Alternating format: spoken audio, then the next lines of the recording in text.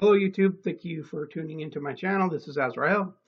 Uh, if I'm posting these pictures, again, this is another get together. My coven and friends, or guest of the coven, uh, are coming together and seeing a demonstration of me doing opening rites to drawing down the moon. Okay, now, what is that? Well, first of all, the drawing down of the moon ceremony is not exclusive to Wicca. Okay, it's practiced in witchcraft. It's practiced by individuals. It's practiced by groups. Okay, there is a lot of traditional concepts, especially if you're coming from a Wiccan perspective.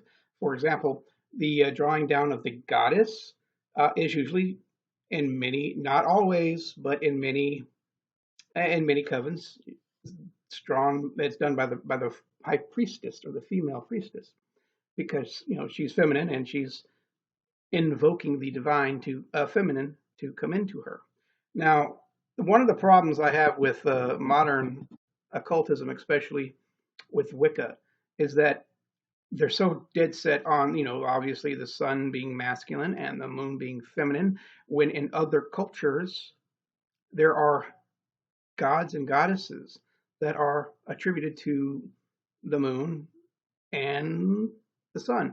One right off the top of my head is one that I have worked with in the past, a Japanese goddess named Amaterasu, which is a sun goddess, right?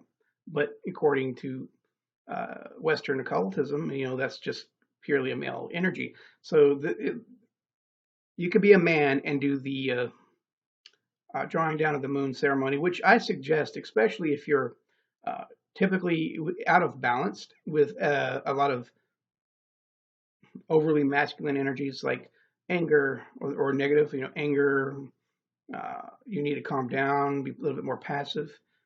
Not saying that women cannot be angry and cannot be just as badass in battle, for example. I mean, but we're not necessarily going by strict stereotypes. We are talking about the concept of being projective and recessive or receptive. Okay, you could be just as strong being a receiving end as opposed to being all about just projecting. Okay, it might be complex, but sometimes it's very important that a woman draws down the sun just as much as a man draws down the moon to balance out their sexuality. A man to get in touch with his feminine side and vice versa. Okay, so men can draw down the moon, regardless of many Wiccan traditions and absolute saying only females do this. Okay, so another dogma, which is also false, is that it's only done on the full moon. This is the most popular, okay? But you can perform drawing down the moon ceremony at any time. Why? Because the moon is always in the sky. Just because you only see part of it or all of it or none of it, the moon's still there. It's just not reflecting the light from the sun. You're still doing the moon. However, be advised that when you draw down the moon in other aspects other than the full moon, you still get the aspects of um, that phase. So if you're in the waxing, you're where it's getting bigger, you're getting in touch with the maiden, the fullness, the mother, the waning, the crone, the full moon. There's a lot of I've actually met a lot of people out there thinking that when the moon is dark, there's no magic that night, which is again absolutely ridiculous. But again, it's usually done on the full moon, underneath the moon, outside most of the time if the weather is permitting. But can be done inside and at any time of the night. Okay. Even if you need that comfort of the night and it's broad daylight, you might even benefit by doing a drawing down of the moon ceremony, a small one, in a closet, where it's dark and you can feel the presence of night, right? Kind of like the concept. Um, Again, now where does it get its name? A lot of people speculate that no one really knows. Um, it is believed it could be from a specific poem that was written. Some people believe it goes way back, like to ancient Greece. And there's a piece of pottery with two women, and it kind of looks like they're drawing down the moon on this piece of pottery. And um, so they, it might have got its name there. Okay, but we know that it's been done.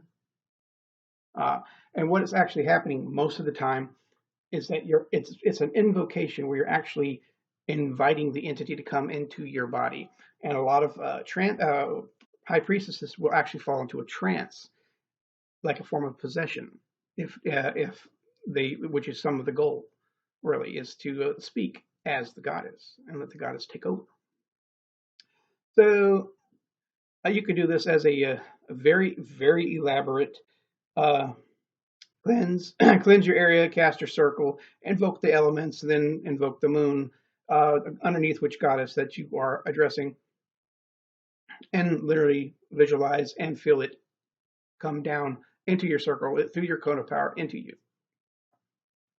Or you could just, add protection and cleanse your area and just improvise. Ask the goddess to come into you, and so forth. I mean, you could be this as elaborate and ritualistic as you like, or just as eclectic and elaborate or non-elaborate as you like. But the whole concept of drawing down the moon is basically drawing down the feminine energies of the moon into you and into your circle. That's simple. I mean, some like many witches they call the four quarters. They cast the circle, they tear down the circle, they bid the elements goodbye. The four quarters. It can be again very ritualistic or very simple. Usually, your altar, for example, will have representations of the goddess, and maybe the god as well to aid in the situation. And typically in Wicca, that would be, or in witchcraft, a silver candle, a white candle, one representing the god, one representing the goddess. Some just have statues. I mean, when I did it that night, taught my people the concept and gave a basic demonstration. That later was done at night with the strawberry full moon. All right. Uh, my goddess of choice when I do that is, well, you see her back there too, Hecate. She's the current my current goddess right now. I'll probably tell you a story on how she actually came to me. Uh, if I get enough views anyway, or people requesting that. So it's really that simple. That don't let people over complicate things for you. Just remember the basic step. You always want to cleanse your area before inviting the divine. You always want to add protection, not necessarily from the divine you're calling, but from negative entities that might want to fuck with your magics or feed off the residual energy. And then when you invite somebody, just like a guest, when it's time to say goodbye, just say goodbye and give them the license to depart and leave and harm none, basically. Thank them for coming. Give them offerings according to that deity or your tradition.